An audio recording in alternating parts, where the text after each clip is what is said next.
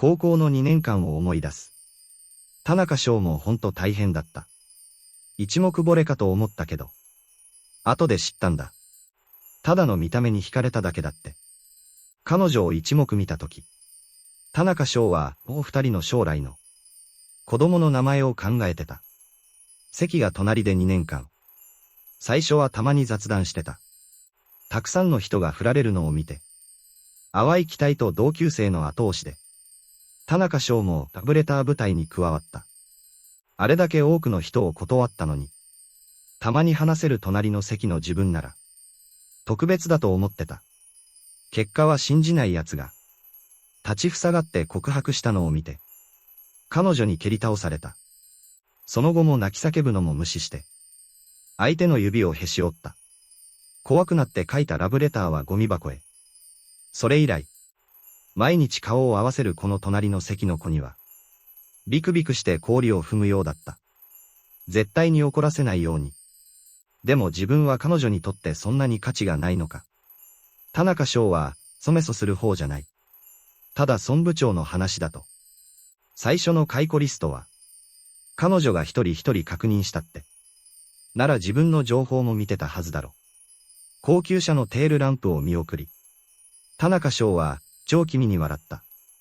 自分は何を期待してるんだ。数日後。あるバーで。朝の4時過ぎ。もう閉店間近だった。元はネオンきらめく賑やかなバーも。今は静まり返ってる。田中翔は気分の悪さをこらえて。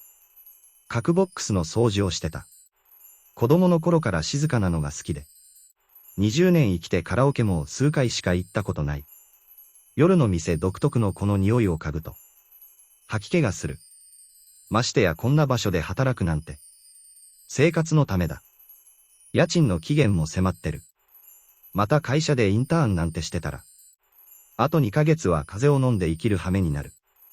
2階の個室の明かりがチカチカして。笑い声が絶えないのを見て。田中翔も感慨深かった。2階の個室は。一晩で2万はくだらない。金持ちが羨ましい。せいぜい恋愛の悩みだけで済むから。自分は生活の苦労も味わわなきゃいけない。個室の連中が早く終わらないかと。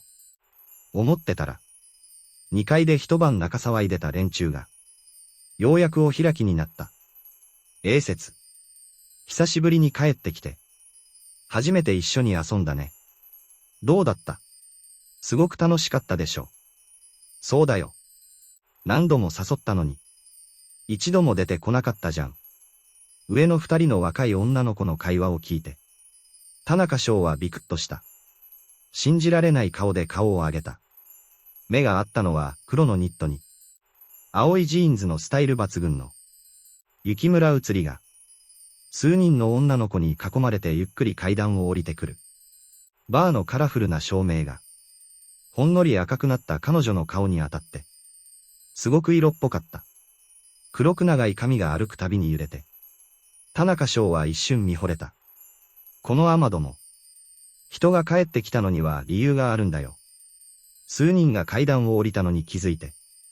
田中翔は慌ててうつむいた。必死にテーブルを拭いた。母。知らない奴いないって。アフロの女の子が笑いながら言った。何か言いかけようとしたけど。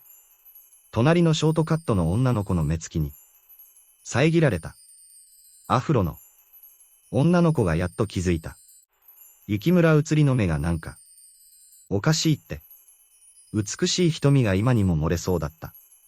言葉のせいで。ちょっと冷たくなってた。慌てて口を押さえた。いいわ。その話はやめよう。A説。会社は順調。解雇してるって聞いたよ。おじさんが何度も電話してきて。口聞いてくれって。雪村うつりの隣を歩いてた。ショートカットの女の子がアフロを睨んで。雪村うつりに尋ねた。うん。雪村うつりは軽くうんと言った。声はとても冷静で何の波も感じさせなかった。数年ぶりに。田中翔が初めて彼女の声を聞いた。鼻から漏れるかすかな、うんだけど。やっぱり甘くて耳に心地よかった。でも同時に胸がなぜか切なくなった。やっぱりこの世の中は、所詮コネと人情だ。自分みたいな奴は、どんなに頑張っても、他人の口先一つの世話にはかなわない。そうだ。高校の頃のあのこそこそ。ストーカーみたいな隣の席のやつ。同じ会社にいるんだって。見た？ああ、あいつ。よく英説の後つけてたやつだよね。毎回、通り道だからって言い訳してた。名前は、田中翔。それを聞いて、3メートルも離れてないところで、かがんでテーブルを拭いてた田中翔は大きく震えた。自分の名前が出たのを聞いて、田中翔は思わず耳を澄ました。でも雪村移りからの反応は何もなかった。お嬢さん方、お気をつけて。また来てくださいね。連絡しますよ。田中翔が息を殺してもう少し。聞こうとしてたとき。入り口から王さんの見送りの声が聞こえた。わかったよ。イケメンくんたち。また今度遊びに来るね。もう遅いし。消えろよ。劉ビビ。死にたいの。後ろの声を聞いて。アフロが振り返ってニコニコ返事した。何かえぐいこと言いかけたとき。ストレートの女の子に髪をつかまれて外に引っ張られた。クソ。あの女たち最高だな。特に黒い服のやつ。スタイルも顔も最高だ。ここのジョーよりずっと綺麗だよ。そうだな。存在感だけで。他の女は比べ物にならない。まるでゴミだ。聞こえなかったのか。海外から帰ってきたお嬢様なんだって。そんな安物の女と一緒にするなよ。でもああいう女は、一晩でもやれたら、死んでもいいな。前のデブすら満足させられなかったくせに。そんな夢見てんのか。雪村移りたちが帰った後、個室で3人の女の子を接客してた。バーの男モデルたちが肩を組んで戻ってきた。それを聞いて、田中翔の口元に嫌悪感が浮かんだ。金持ちの世界は本当に派手だ。男はジョーを呼び、女は男モデルを呼ぶ。そう思うと、田中翔の心はなぜかチクリと痛んだ。彼女が男モデルを呼ぼうが自分の知ったことか。でもなぜ気分が悪いんだ。翔へ。お前、男モデルやらない。身長もあるし、顔もいい。ちょうどその時、スーツに香水の匂いをまとった。王さんが田中翔の前に来た。王さん。田中翔は、の前のこのバーの人気男モデルに、挨拶した。一晩で軽く数千は稼げる。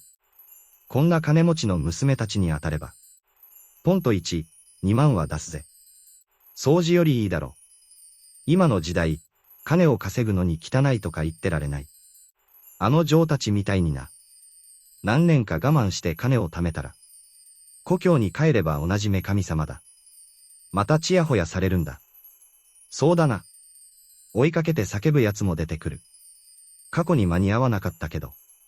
未来は必ずお供します、ってな。母。今からでも参加できるぜ。1000か2000で女神様とやれるんだ。男モデルたちの遠慮ない話を。聞きながら。田中翔はただ微笑んで。静かに彼らを見てた。片付け終わったのは早朝。初秋の朝にはもう少し冷たい風が吹いてた。田中翔は疲れた体を引きずってアパートに帰った。ボロボロのアパートに着いて、風呂に入って寝ようとしたとき、スマホに突然メッセージが届いた。田中翔は眉を潜めた。まだ朝の6時過ぎだ。でもメッセージは短い2文字だけ。田中翔。知らない番号からのメッセージを見て、田中翔は疑問に思った。そのまま削除した。今時、詐欺師も大変だ。こんな早くから仕事してる。眠くて目も開かないまま。ようやく横になったら、またスマホが鳴った。LINE 通して。昼まで寝て。目覚ましで起きた田中翔は、眠そうにスマホを手に取った。メッセージが届いてた。LINE を開くと、確かに友達申請があった。申請メモに、雪村移りの3文字を見て、田中翔は体を震わせた。一気に目が覚めた。アイコンが笑顔のゴールデンレトリバーの雪村写りを見て、田中翔は呆然とした。このアイコンはすごく温かそうだけど、彼女のキャラとは正反逆だな。しばらく考えて、田中翔はまだ驚いてた。友達承認した後、田中翔は逃げなく雪村写りの LINE のタイムラインを見た。何も見えなかった。ブロックされてるか元踊り時投稿がないか。でも彼女の性格からして、前者の可能性が高い。田中翔。追加して1分も経たないうちに、雪村写りからメッセージが届いた。田中翔はクエスチョンマークを返した。私、雪村写り。ちょっと用事があるの。手伝ってくれる。雪村写りからの2つのメッセージを見て、田中翔は眉を潜めた。こんなストレートなのか。せめて形だけでも世間話くらいしろよ。これは金を借りる時の。まずは、いる。最近忙しい。みたいな前置きが必要だろ。なんで俺の番号を知ってるんだ。田中翔は少し迷った。雪村写りが金を借りに来たとは思わなかった。少なくとも彼女は一晩で何万もポンと使う。瞬きもせずに。まさか自分の臓器を狙ってるのか。それ以外に理由が思いつかない。唯一の合理的な説明は、奴が詐欺師だってことだ。でもすぐにその考えも否定された。あなたの資料を見たから。もちろん電話番号も知ってるわ。雪村写りの説明を見て、田中翔の頭はまた混乱した。しばらくして歯ぎしりするほど腹が立った。この女、自分の資料を見たのに、平気で自分をクビにしたんだ。これが噂の神様は、人間の気持ちがわからないってやつか。絶対に復讐だ、あの日自分が。水をかけたことを。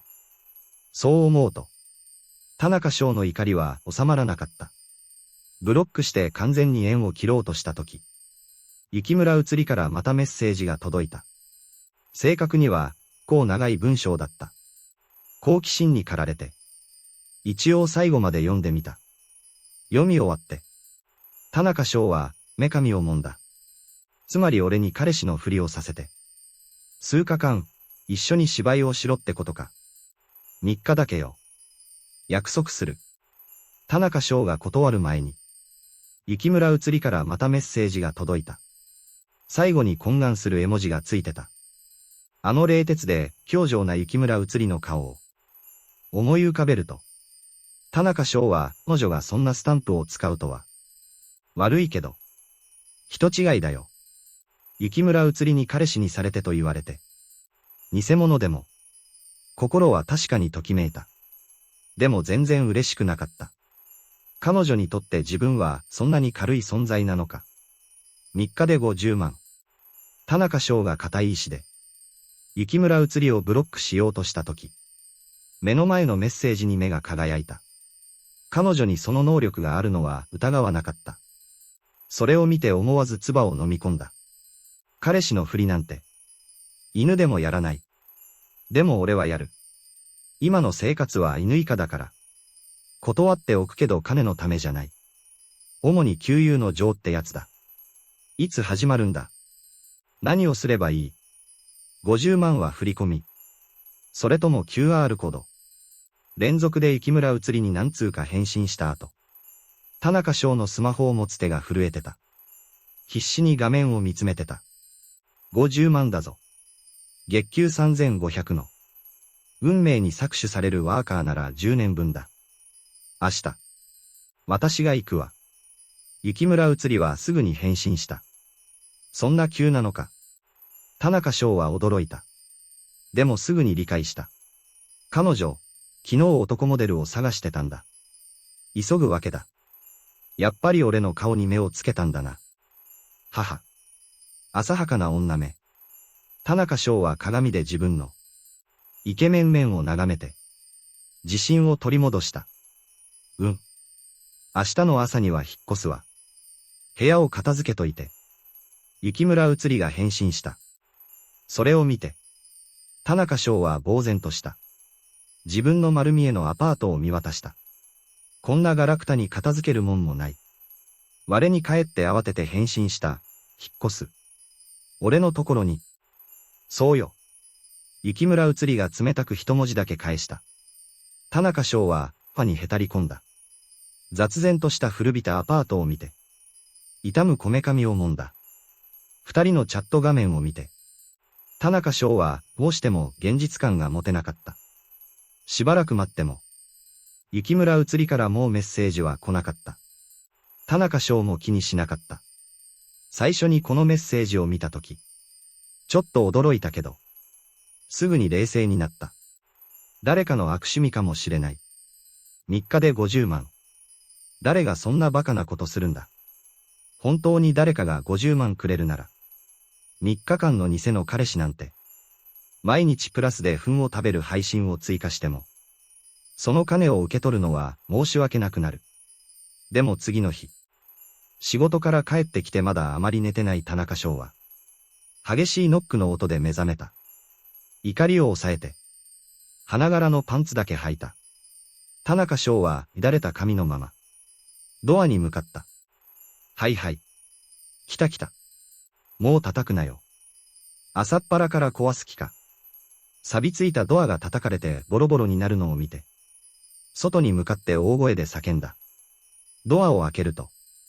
大家のおばさんが興奮した顔で。立ってた。どうしたんすか。家賃はまだ半月以上先ですよね。大家の顔を見て。田中翔は怒りをこらえて。必死に声を落ち着かせた。違うのよ。あなたの友達が来てるの。電話に出ないから。もうずっと待ってたのよ。大家のおばさんは、陰性の取れた体に6つ腹筋。イケメンで髪は少し乱れてた。でもその整った顔には、ちょうどよく見えた。朝日の光が田中翔の小麦色の肌に、金色の輝きを注いでた。40代の自分でも、今の田中翔を見て、つい何度も見ちゃった。何すか。大家が妙な目で、頭の先からつま先まで見てるのに気づいて、田中翔は慌てて部屋に戻り警戒して見つめた。あらあら。翔へ。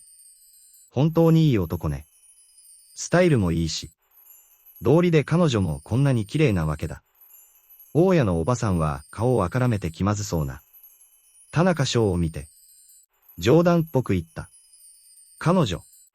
田中翔は呆然とした。違うの。この娘さんが電話に出ないって言うから。下でぼんやり待ってたのよ。それで私が連れてきてあげたの。大家は一瞬止まって。少し横にずれた。田中翔は、の後ろに立ってる。スタイル抜群で。白いシャツにジーンズで。体を包んでメリハリのある。小さなスーツケースを引いた雪村うつりを見た。今の雪村うつりは、冷たい表情で。ドアの影から顔を出した田中翔を。見てた。眉を少し潜めて。目は少しだるそうに。入り口に立って一言も言わなかった。翔へ。なんぼーっとしてるの。男なら寛大になりなさいよ。細かいこと気にしないの。田中翔が呆然としてるのを見て。自分が連れてきた娘も。目が静かすぎて怖いくらいで。大家は二人の喧嘩だと思った。なんで来たんだ。田中翔やっと我に返って。驚いた顔で目の前の静かな淑女を見た。日光が彼女の整った顔に当たって。黒い髪が淡い金色に輝いてた。田中翔も一瞬心を奪われた。本当に綺麗だ。すごく美しい。何言ってるの。早く中に入れてあげなさいよ。大家は田中翔の不器用さにまた。口を出した。服を着てくる。田中翔が部屋に戻って服を着ようとしたとき。外から雪村うつりの落ち着いた。声が聞こえた。ありがとうございます。おばさん。いいえ、娘さん。翔英はいい子よ。生活も規則正しいし。女の子が来たのは初めて見たわ。はい。わかりました。おばさん、さようなら。大家が話し始めて。途中だったとき。雪村うつりが遮った。続いて、バタンとドアの閉まる音がした。部屋のドアまで来た田中翔は、驚いて振り返った。雪村うつりがもう部屋に入ってた。田中翔は顔が熱くなるのを感じて、転がるように部屋に逃げ込んだ。本気なのか。雪村うつりが、黒い瞳でワンルームの、せいぜい20数平方メートルのボロ部屋を見渡すのに、10秒もかからなかった。あまりにもシンプルすぎて、貧劣と言ってもいいくらいだった。田中翔の言葉を借りれば、泥棒すらいる気にならない部屋だ。家具も家電も全部売ったって、2000円にもならないだろうから。あなたの住んでるところって、本当に何もないのね。雪村うつりは部屋の中で、顔を真っ赤にして慌てて服を着てる田中翔を無視した。手を伸ばしてソファやテーブルを触った。見た目は古いけど、割と綺麗だった。変な匂いもしなかった。外からの雪村うつりの冷静なお姉さん声を聞いて、田中翔はまずくて外に出て会いたくなかった。まさかこのセレブ娘が本当に、こんな場所に来るとは思わなかった。何しに来たんだ。着替えて。気持ちを落ち着かせた田中翔は、部屋を出た。顔はまだ熱かった。雪村うつりのからかうような目に気づいて、田中翔はまた卑屈になって、自分のシャツを引っ張った。狭いリビングに、雪村うつりが来たことで、空気の中に特別な、木の香りが漂ってた。田中翔は思わず嗅いだ。なかなかいい匂いだった。今日引っ越すって言ったでしょ。片付けといてくれなかったの。雪村うつりが話しながら、もう勝手にソファに座ってた。長い足をだらりと組んだ。両手を組んで胸の前に。目は冷静で少しの波も見せなかった。まるで今、彼女がここにいるのが当然みたいに。口調は穏やかだけど、反論を許さない問いかけがあった。かつての夢の人が今、目の前に現れて、だらりと自分を見てる。田中翔はただ夢を見てるんじゃないかと思った。腕をつねって、夢じゃないと確認した後、田中翔は大きく息を吐いた。目の前の光景が現実だと確信して、自分の妄想じゃないって、すぐに気持ちは落ち着いた。今、雪村うつりに向き合っても、想像したほど興奮しなかった。不安でもなかった。十分綺麗だよ。毎日掃除してる。田中翔は答えた。一人暮らしだけど、汚くはなかった。手のひらサイズの場所だから。掃除するのにも大して時間はかからない。田中翔の話を聞いて、雪村うつりは少し眉を上げた。目が無意識に隣の椅子の上の何枚かのパンツに向いた。それを見て、田中翔も一瞬止まった。すぐに顔が真っ赤になった。慌ててパンツを回収して部屋に投げ入れた。細かいことは気にするな。パンツを片付けた後、田中翔の足の指でこのボロ部屋に 3LDK を掘り出しそうだった。でも強がって冷静を装った。自分が恥ずかしがらなければ。恥ずかしいのは相手だ。なんで俺がここにいるって知ったんだ。田中翔は疑問を口にした。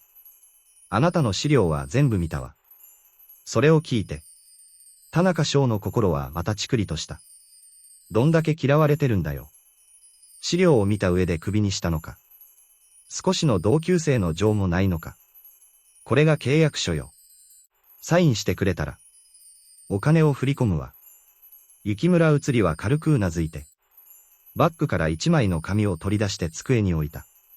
田中翔は疑問に思い、机の上の A4 用紙を手に取った。自分の個人情報まで書いてあった。5か条の契約を読み終えて、田中翔の顔は歪んでた。最初の第1条が、お互いに偽の恋人関係であること。肉体接触禁止。これだけで田中翔は侮辱された気分になった。意味深に隣で静かに待ってる。冷たい目で自分を見てる雪村うつりを一別した。自分にそんな自信あるのか。何？突然の質問に、雪村うつりは戸惑った。誰が触りたがるかよ。田中翔は相手にするのも面倒だった。第一条がちょっとプライドを傷つけただけで。他の4条は許容できた。問題なければサインして。振り込むから。しばらく待って。雪村移りは簡潔に言った。すぐに大金が入ると思うと。田中翔もそんなことは気にせず。さっさと紙にサインした。王さんの言う通りだ。今の時代、金を稼ぐのに汚いとか言ってられない。そして期待した顔で雪村移りを見た。雪村移りは身を回収してスマホで写真を撮った。一つ聞きたいんだが。なぜ俺なんだ？俺がイケメンだからか。田中翔は木村移りがもう、LINE の送金画面に切り替えてるのを見て、心の中で少し興奮してた。すぐに一時的な経済的自由を手に入れられると思うと、歌いたくなった。送金の通知を見て、田中翔も、興奮で体が少し震えた。目の前に氷の美女がいなければ、その場で踊り出してた。大丈夫。田中翔が無理に笑いをこらえて、内臓を痛めそうな様子を見て、雪村移りは眉を潜めた。大丈夫だ。まさかミャンマー事業を拡大したのかと思ったよ。よろしく。田中翔は興奮を必死に抑えて、震える手を雪村移りに差し出した。彼の手を見て、雪村移りは少しためらったけど、白く細い手を出して指先だけ触れた。礼儀程度に握手した。さっきの質問に答えてないぞ。なぜ俺なんだ？田中翔は、が思いついてさらに追求した。あなたは高校の同級生だから。信頼性が高いのよ。深く考えないで、別にイケメンじゃないから。雪村移りの声はもう冷たく。顔には全然波がなかった。その答えを聞いて、田中翔の心はまた沈んだ。そして恨めしげな目で彼女を見た。嘘つけ。この世にかっこいいは2種類しかない。俺みたいなのと、俺みたいなのだ。反論は認めない。それに、俺が同級生だって分かってんだろ。は。その様子、まるで音符ね。雪村移りは冷たく彼を見た。同級生だと分かってて。それでもクビにしたのか。あなたの能力が足りないからよ。会社の採用基準に合わないの。真面目な回答を見て。田中翔は本当に返す言葉がなかった。力なくうなだれた。自分は真面目に働いて。勤勉で。文句も言わずやってきた。彼女は軽く一言で全てを否定した。何？遠回しに言った方がよかった。すごく残念だったけど。もう残高がある身だと思うと。すぐにまたニコニコして雪村移りを見た。いいえ。あなたが楽しければそれでいい。ちょっと寝るわ。彼女さん。ご自由に。田中翔はあくびをした。帰ってきてからまだあまり寝てない。今はもう眠くてたまらない。金が入ったし。雪村移りの相手をする気もなかった。契約通り3日間ここに住んで。一緒にカップルっぽい写真や動画を撮る。3日経てば彼女は去る。田中翔がわざと、彼女さんと言ったのを聞いて。雪村移りは眉を潜めた。寝るの？雪村移りは振り返って部屋に入る。田中翔を見て呆然とした。ベイビー。昨日残業でさ。今、死ぬほど眠いんだ。田中翔があざとからかう口調で言うと。雪村移りの顔は真っ黒になった。でも彼は気にしなかった。契約書には勝手に触るなとしか書いてない。勝手に呼ぶなとは書いてないから。じゃあ、私はどこで寝るの？雪村移りの目は複雑だった。部屋が一つしかないと確認して。その場に立ってどうすればいいかわからなかった。ソファでしょ。それか俺と一緒に寝るか。田中翔のからかうような目に。雪村移りの顔は一瞬で曇った。田中翔は気にせず。部屋に入ってドアを閉めた。外の雪村移りを無視した。ドアを閉めて。ベッドに横になった田中翔。LINE の残高が増えた。50万に興奮してガチョウのように笑いそうだった。まだ夢の中で宝くじに当たったような現実感がなかった。ゼロが多すぎて。まるで生徒にいるみたいだ。ベイビー。聞いてくれよ。今日大儲けしたんだ。田中翔はスマホを持って、自分のネット恋愛相手に、メッセージを送った。数分待っても、返事はなかった。田中翔は枕に着くといつの間にか眠ってた。昼の11時半の目覚ましで起きた。眠そうに起きて、習慣でスマホを持ってトイレに向かった。小代からの返信を見て、田中翔の口元が自然に上がった。素早く返信を打ちながら、ドアを開けて外に出た。2歩も歩かないうちに、視界の端にソファに斜めに寝てる。全身から冷たい雰囲気を放って、自分を見てる雪村写りが映った。田中翔は驚いた。スマホを落としそうになった。そうだ、家に人がいるのを忘れてた。おはよう。気まずい雰囲気に、田中翔が口に出した挨拶。その後、雪村写りが、馬鹿を見るように自分を見てるのに気づいた。田中翔は、まずそうに笑った。心の中もちょっと悪かった。まさか自分が寝てる間中、彼女がここに座ってたんじゃないか。しかも雪村写りには、全然気取ったところがなかった。黒い靴下の綺麗な足をソファに乗せて、全体がすごくだらしなくてカジュアルだった。でも目はやっぱり冷たかった。黒い瞳に言葉にできない。意味深な輝きが宿ってて、そんな風に冷静に冷たく彼を見てた。50万ももらったことを思うと、田中翔はやっぱり申し訳なかった。どうせ3日だけだ。田中翔はすぐにお客様を接待する態度に切り替えた。ニコニコして雪村写りを見た。呉社長。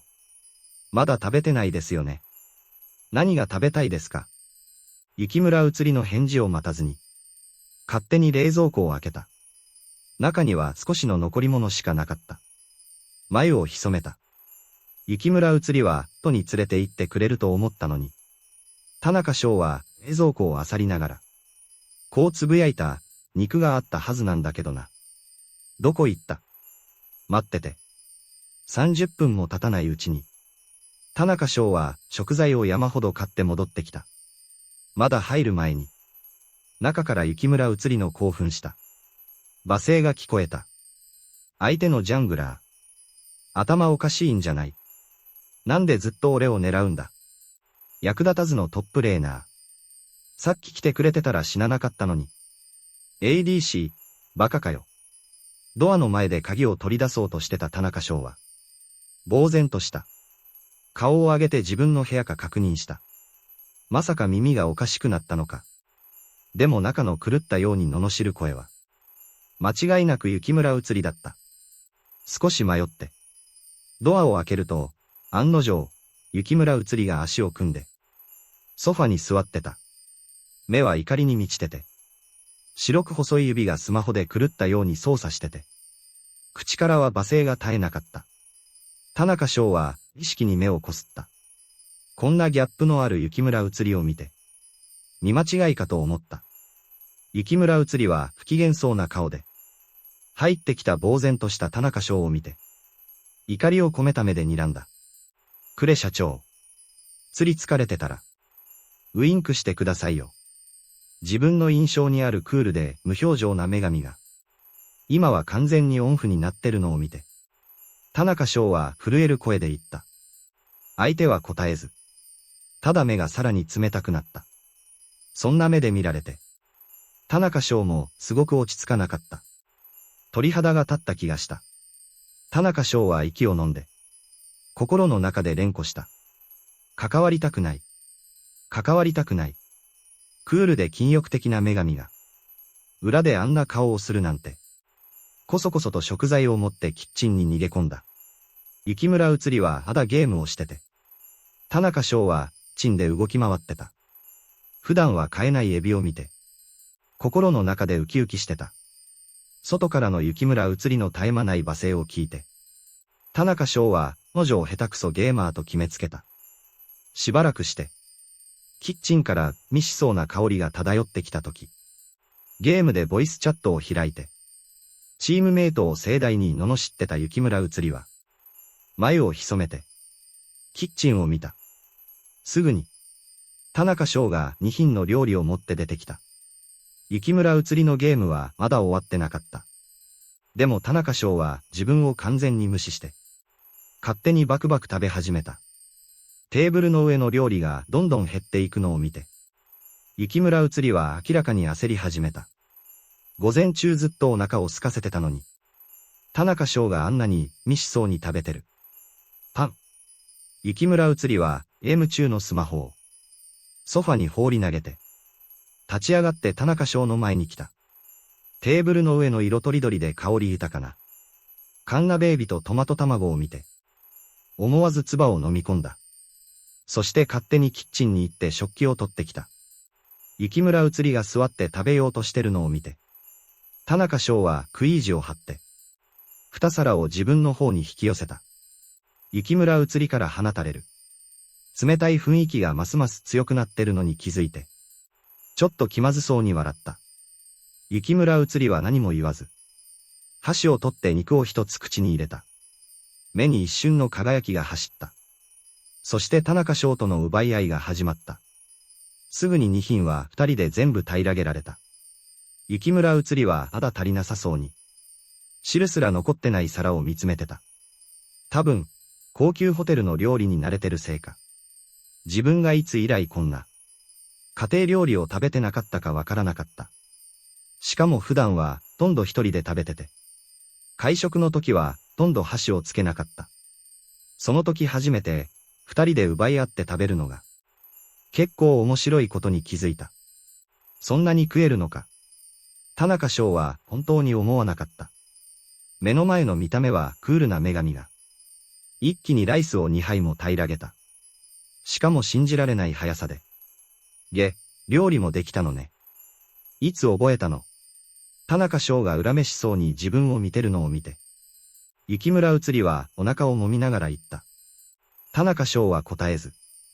目で、自分で考えろと伝えた。凛々しかったわ。夜は何？田中翔がもうキッチンで皿を洗ってるのを見て。雪村うつりは尋ねた。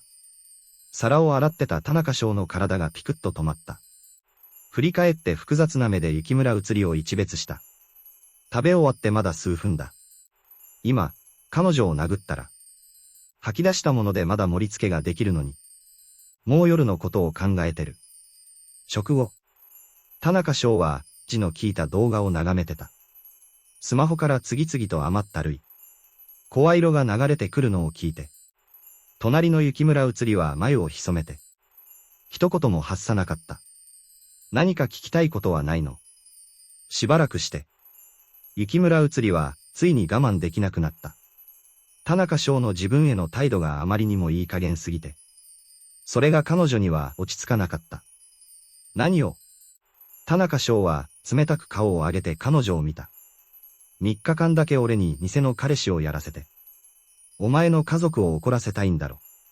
そして比べて。俺より、お前の白髪こうの方がずっとマシだって思わせたい。それで俺を自然に振って。本当の愛を追いかけるんだろ。雪村うつりが何か言おうとしたとき。田中翔は彼女を見た。この言葉を聞いて。映画の眉が少し潜められた。私って、都合のいい女だと思う。雪村うつりはしばらく黙ってから尋ねた。おや。いいね。都合のいい女って言葉、知ってるんだ。でも人生をうまくやるには、頭に緑を乗せないとな。安心しろ。自分をわかってる。お前の世界では、俺はただの恋路を断つための NPC だ。絶対に進行の邪魔はしない。田中翔は何気なく手を振った。まだスマホで戦場的な動画を見てた。気分は最高で。目に笑みが隠せなかった。田中翔の誠実さとさっぱりした態度に。雪村うつりはだいぶ気分が良くなった。田中翔にはちょっと悪い気もしたけど。所詮はお芝居だ。それ以外に。何か聞きたいことはないの？雪村うつりはだいぶ機嫌が良くなって。目の前の田中翔ともっと話したくなった。どうやったら金持ちになれるんだ。何か思いついたように。田中翔は体を起こして期待した目で、雪村うつりを見た。田中翔の大げさな行動にまず雪村うつりは驚いた。それから眉を潜めて考え込んだ。田中翔ははっきりと、彼女の顔の表情の変化を見てた。最初の驚きから、自信、試作、最後には行き詰まったように、眉を潜めた。そんな表情を見て、田中翔もかなり残念そうにため息をついた。彼女みたいな大物でも答えが出せないなんて。この問題は本当に答えが見つからないんだろう。一夜で金持ちは無理でも。二日二晩。どうしてもダメなら三更半夜でもいい。田中翔は落ち込んでソファに横になった。世界にこんなに金持ちがいるのに。自分が一人増えたって死にゃしないだろ。本を読みなさい。視野を広げて。チャンスを探して。努力して豊かになる。雪村うつりは長いこと考えて。やっと自分の答えを出した。本を読む。学校は何でも教えるけど。金の稼ぎ方は教えてくれない。それに努力して豊かになるって言葉も信じるのか。努力で金持ちになれるなら。富豪ランキングにいるのは、都の清掃員だろ。田中翔は呆れて肩をすくめた。そんな毒スープは飲みたくない。後天的な努力も大事よ。目標を持たなきゃ、寝転んじゃダメ。雪村うつりは、田中翔の言葉に反論しなかった。努力で食うには困らないけど。金持ちになるのは、現実的だって分かってた。そうそう。後天的努力。今日と明日は休みだ。それに、俺みたいにギャンブルも酒も女もやらないで。20年以上生きてきて。法律を守って。脱税もしてない。毎日資本が決めたルールに従って生きてる。俺みたいな人間はどんな国や地域でも、社会の安定と進歩の基盤だと思うんだが、なんでお前ら資本家の目には、寝転んでるって映るんだ。雪村うつりは真剣な田中翔を見て、頭が痛くなった。わざわざ経験を共有してやったのに。でも彼の明晰な思考回路には感心せざるを得なかった。会社を継いだばかりなのに。仕事に行かなくていいのか。田中翔は言葉を失った雪村うつりを見て。そういえば彼女がもう長く家にいることに気づいた。あんな会社、大したことないわ。雪村うつりは逃げなく肩をすくめた。全然気にしてない様子で。田中翔は歯がゆかった。大したことないなら。なんで俺をクビにしたんだよ。保険と年金くらいつけさせてくれてもよかっただろ。田中翔は腹が立って仕方なかった。やっと本採用になれたのにクビにされた。誰だって辛い。田中翔がいつまでも根に持ってる様子に。雪村うつりは、そうに笑った。そんなに私についてきたいの。田中翔は悪そうな笑顔で彼女を見つめた。すぐに。雪村うつりはちょっと気味悪くなった。どうしたの？何する気？雪村うつりは本能的にソファに寄った。警戒した目で田中翔を見た。お前は俺のタイプじゃない。大げさに騒ぐな。田中翔は手を振った。また勝手に座ってエッチ動画を見始めた。心の中でははっきりわかってた。雪村うつりがスマホで数回操作すれば、3分もしないうちに誰かが入ってきて自分を片付ける。仕事しないの。そんな不健全なものばかり見て。お前がクビにしたんだろ。それに彼女たちは根を要求しないし。騙しもしない。ただ見せてくれる。こんな豊かな精神食料が。不健全なわけがない。みんな菩薩様だよ。田中翔は言いながら、必死に腰を振る。エッチな女性配信者に。狂ったようにいいねを押した。目がハートになってて。隣の雪村うつりの暗い顔なんて全く気にしてなかった。まあいいわ。この3日間、私を満足させたら。仕事を紹介してあげる。これを聞いて田中翔はなんかエロい意味にとった。反射的に服を押さえた。警戒した目で雪村うつりを見た。そんな彼の様子を見て、雪村移りはすぐに誤解したとわかった。さっきの何気ない一言が原因で、顔が熱くなるのを感じた。変なこと考えないで。雪村移りは鋭く警告した。何も言ってないぞ。田中翔は満相に答えた。しかも、言わなくてもわかるだろうっていう態度で。雪村移りは拳を握りしめた。